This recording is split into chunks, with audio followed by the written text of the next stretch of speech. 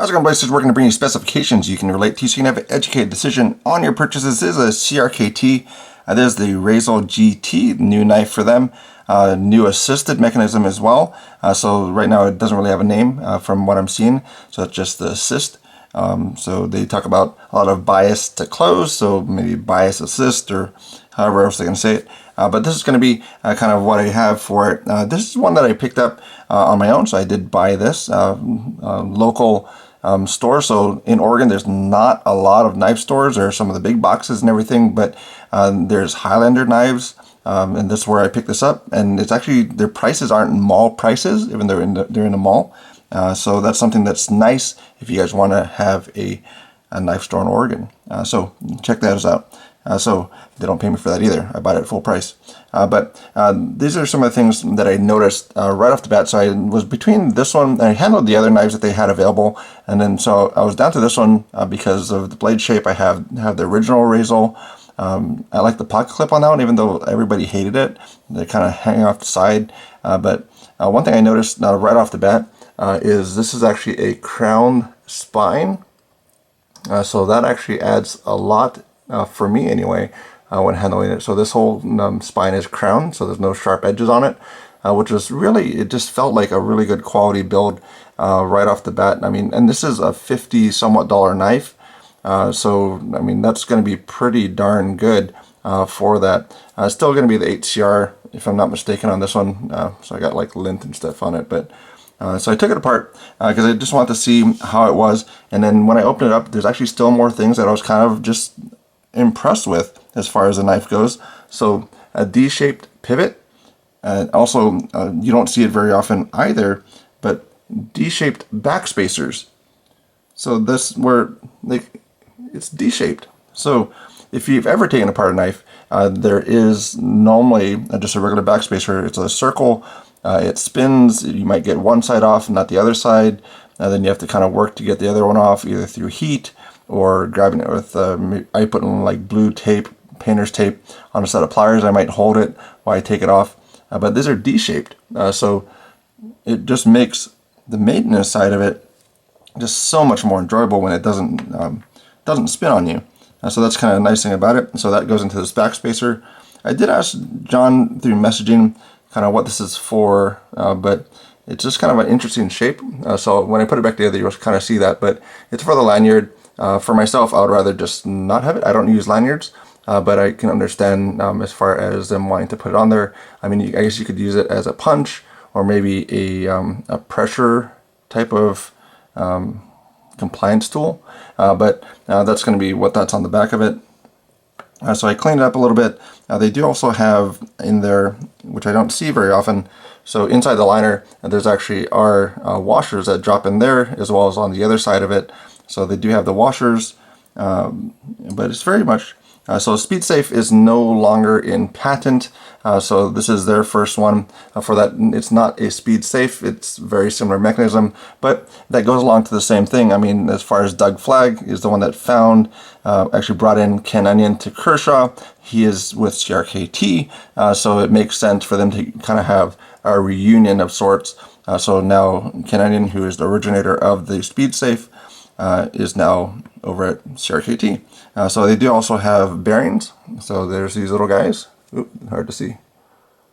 So there's little bearings for it. So they're not like the original IKBS. If anybody experienced IKBS bearings through CRKT, they're little bearings that are in a race, and then you might lose some. You have to kind of count them, and like when you put them back, count how many you have per side. It wasn't the best. So it worked pretty well, but as far as maintenance side, it was not great. But I'm going to put this back together and then kind of see where it goes from there.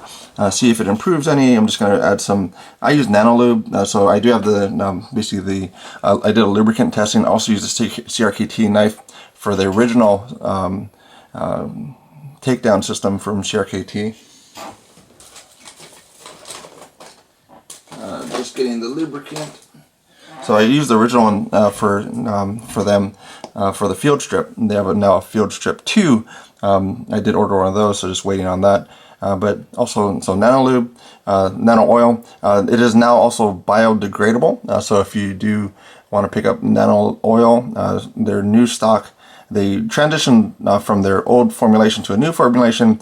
These are said to be biodegradable as far as the lubricant itself, but this is what I use just for my testing. It came out pretty well, so I went and used it. So what I'm going to do is put in the lubricant on both sides of it. So since it has a little washer, this might move a little bit, so I'm going to just put a little bit of lubricant there before I drop the little washer in there. We'll put more on there for the bearing, which I'll throw back on there. So, some other things I did do. Some of the areas were a little bit, for me, like with it having a crown spine, some of the touch points weren't exactly the smoothest. So there's a little bit of a hot spotty, like I could notice a little bit of more of a sharper edge. It wasn't sharp where it's going to cut me, but it just in use, it was kind of like, that was a little bit less comfortable than I like. So I did use the actual rod from the Work Sharp, the new one that they have for the precision adjust.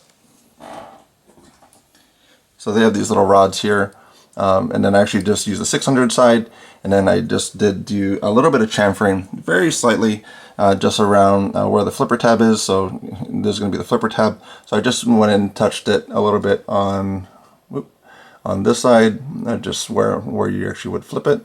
So I did notice that got a little bit better. And then when I had it apart, which is another reason why I took it apart, I did just do a little bit of a 45 on this area, and I kind of went between the grooves a little bit.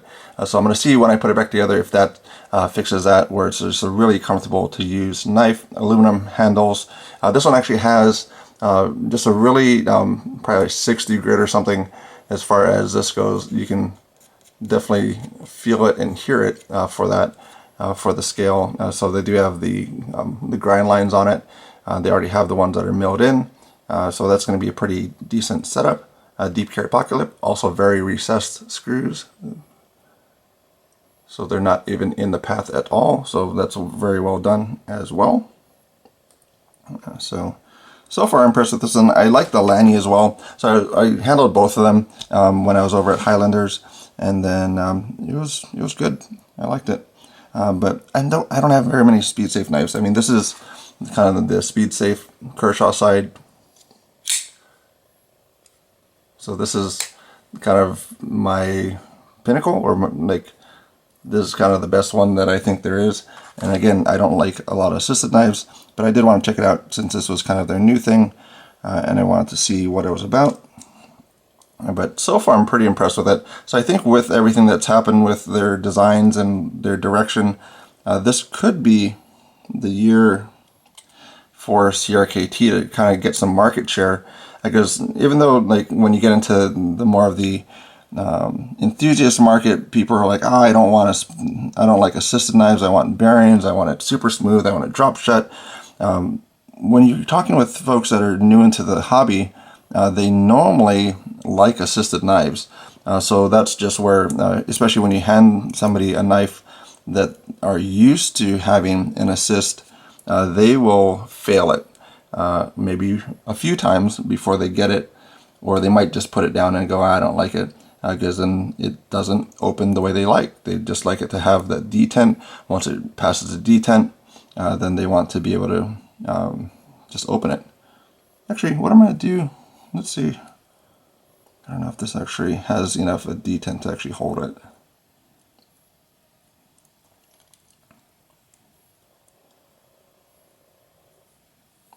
I know that's going to be the question, is like, can it be de-assisted? So since I have it apart, I will see if it can be de-assisted. So I'm going to take the spring out. It's very oily. And there is the grease in there. So if you open it up and you're like, that's a lot of grease, I'm going to clean that, that's disgusting. That is very necessary. If you have a assisted knife from Kershaw for the Speed Safe and you ever clean that out entirely, your spring will rattle. I don't know if it's different for the CRKT one, but if you do not have grease in there, that will rattle. I put a little bit of nano grease in there as well, so that's why it's red. White is normally what was in there, or what was in there when it first opened up. So I took the spring out, and then I'll see if this is deassistable, which is really important to a lot of folks as well. So with the hobby, again, there's going to be a lot of people with preferences, a lot of people with very strong preferences on things. So that's where you just kind of got to find what you like. Don't feel bad about what you're carrying. If you're carrying something, then that's great. So that's where you just kind of got to enjoy it, find what's good for you, find what you like, and just being involved with it. Get involved, go and do things, just enjoy your knives. It's just with any hobby, you get into it, and don't be shamed into having different knives or lower priced knives. Do be ashamed if you buy clones. I shame you a lot. Do not buy clones. Why would you not buy a clone? Because you should buy the actual design that somebody made and actually put time into and actually cared about and actually was original. Just don't buy clones. Don't buy clones. I think I'm putting this on the right way. Yeah, that's the right way. So I almost forgot to put that on. So I think I got, nope, washer. So we'll see if this can be deassisted.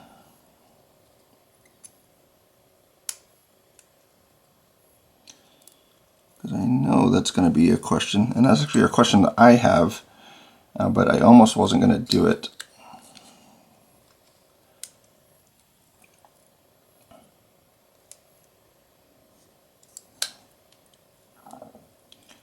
Let's try and get this back together. See if the detent is enough for it. So that's another talking point. So since I'm kind of doing this, is direct purchase knives. So now you folks know different brands that do that. I'm not calling any of them out. Anybody that's in the hobby knows that certain knives come directly from the factories, which also is, in my opinion, not an ideal situation. Ideal for consumers, yes.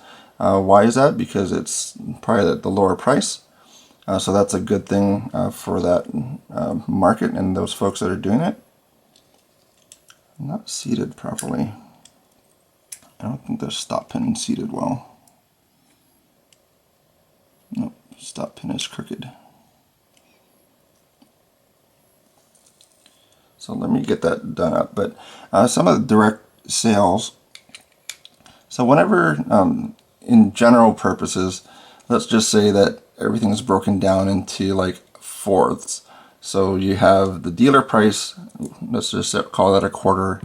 You have the wholesale price or dealer, no, you have, yeah, no, you have the cost to manufacture, you have the dealer price, you have the suggested retail price, and then you have full MSRP, which normally people don't actually offer. So you have all those price ranges. So if you're buying directly from those folks, you're buying it really at more of a price point. So if you were going to put that into a normal supply chain, that would actually probably be maybe about a $200 knife or $150 knife that you're buying, because you figure you're buying it direct. So anything that they sell above their dealer pricing, they're making more of a profit than if they sold it to somebody at the dealer pricing. So that is why they can offer it at such a price, because they're taking out the middleman, and the middleman most times are U.S. jobs. So support anybody that you like, but a lot of times those folks that are taking care of your orders, your shipments, I'm having a lot of problems with this. So enjoy. because I'm sure that Nick and other people that are going to disassemble and reassemble, maybe not, because Nick doesn't like assisted knives either. So Nick Shabazz I'm talking about, because I did let him know about this, because he likes his Razels, and he's like, assisted, yeah. So he might not buy one of these or get one of these. So that is that. Yes.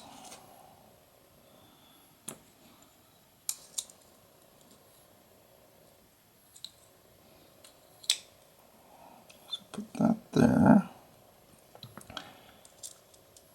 But overall, I'm very impressed with this so far. And then after those little adjustments that I made to the flipper tab and to the liner lock, I'm going to see if I like it more. So they're just little things. So that seems together.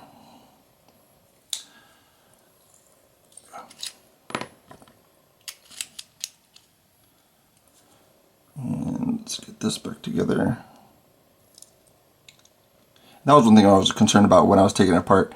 I did have to add quite a bit of pressure, so I didn't make sure that I did not strip any of these. But they all came out, and I was like, okay, well, I took it out of one side, and I was like, well, I'm definitely not going to get it out of the other side, because most of the barrel spacers are not D-shaped. So I'd be like, okay, well, I'll see how that works. And especially since I took it off of this side, well, this side, and they didn't have, and the spring's on one side, so I was like, I don't know if I'm going to be able to take it apart. I don't know if I'm going to be able to see the spring. So I was pleasantly surprised when it came apart, and I was really surprised that it was D-shaped, because I do not see that very often. But that's my thought on some of the direct sales. If you want to support local companies, even though it's imported, a lot of times who you're supporting are still folks that take care of that retail space, people that take care of the products that you have. So right off the bat, so I have it loosely together, and I say that this is not able to be de-assisted.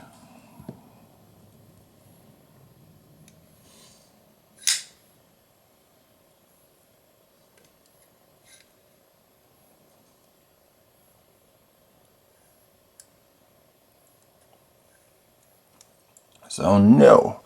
So the question has been answered, at least for this model. You cannot de-assist it. I didn't even look on the blade. Like, there may not even be a detent hole. That detent ball might be just so it glides on the blade a little bit better. So I will open it back up, put the spring back in, because right now it is not usable because it opens up, closes down, but it has no detent. So that's not going to work. So we'll take it apart again, and then we'll put the spring back in, and then we will get that going. But it opens very well. As far as the comparison between the standard speed safe, and it doesn't, again, I don't know what they're going to call it, but the standard assist that's on the Kershaw knives and the assist that's on this knife, it doesn't, I don't know, it just doesn't seem to have, as much as they're talking about the bias close, it does have a closure when you get to a certain point, but it's very, very close to where the Kershaw one is. So I did see a different spring when they actually did some of the pictures, or the 3D graphics.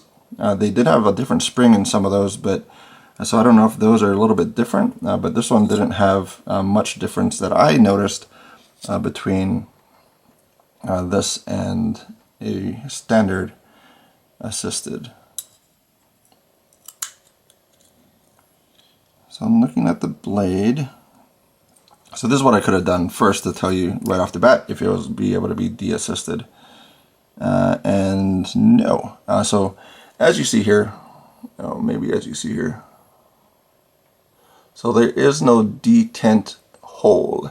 If I had looked at that first, I would have told you right off the bat that it could not be Deassisted because it has the track on it, and where it ends, there is no detent hold, which makes it have no detent in the closed position, which is something that you could have seen if you looked at it, which I did not. Let's get it back together.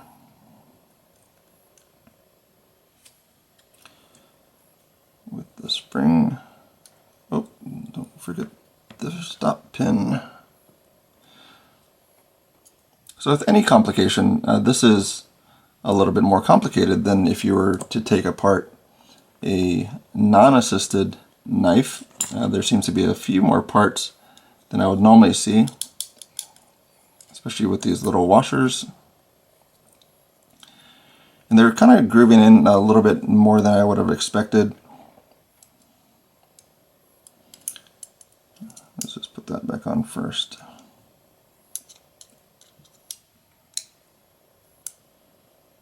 Put that first. Get that lined up with the hole.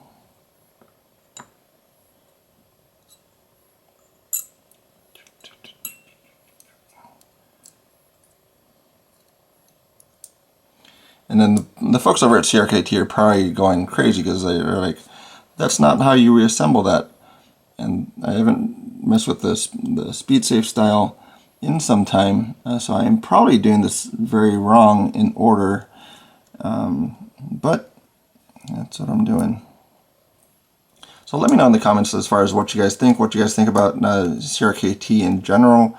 What do you guys think of where the brand's going, their product line, and everything like that, because they work on it quite hard. I think that's the same for any brand, that they put a lot of time and effort into working to provide products that folks would like, and to have some foresight in that, because as much as you think that, or might think, you might know, but there is quite a bit of time delay from when they have something on the drawing board to when it actually hits your hand.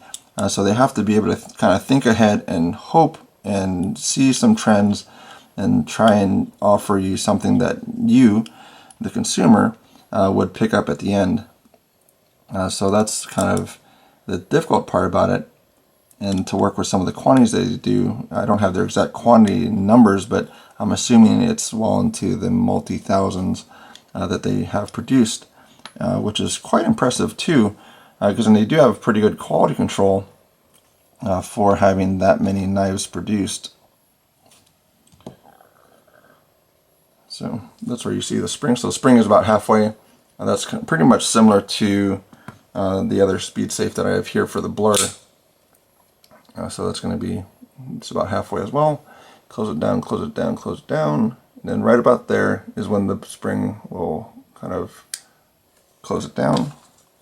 I got to put that last spring in, or screw in, but we'll get this closed up and then you can kind of see this in action. And I'll see if those little changes that I made actually make a difference for the knife, because again, I did chamfer just a little bit around the flipper tab and then a little bit around at this lock bar or liner lock area.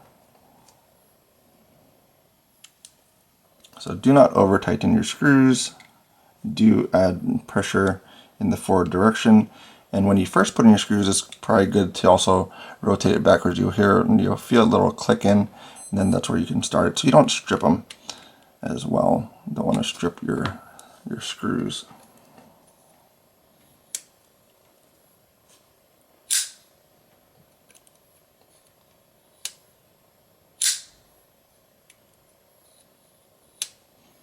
So that's that. So yeah, that is the Razel GT, and so that's where I'm just trying to figure out what that does exactly. So it does, at least in my hand, it hits in a place where it's still comfortable, but I don't know if I necessarily need that. but that's just about all with that one. So I don't know if I'm going to have a too much of a major review on it, but if you guys have questions on it, let me know, because this is mine, so I'll have it around for a little bit. I think I'll keep it. It's kind of cool, but that could change as well. I do need to thin out the herd, because I do have quite a few that are just sitting around that need to actually be used.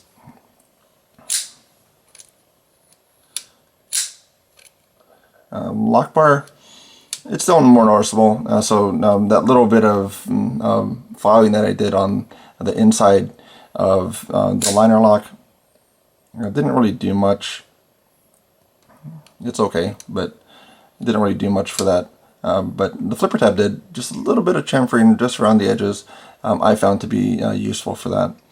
But that is the Razel GT, which is this one here. So aluminum, HCR. You have the double, basically the regular Razel type of blade, and then you have just a little bit of a belly right there. Just a little bit. Goes flat across.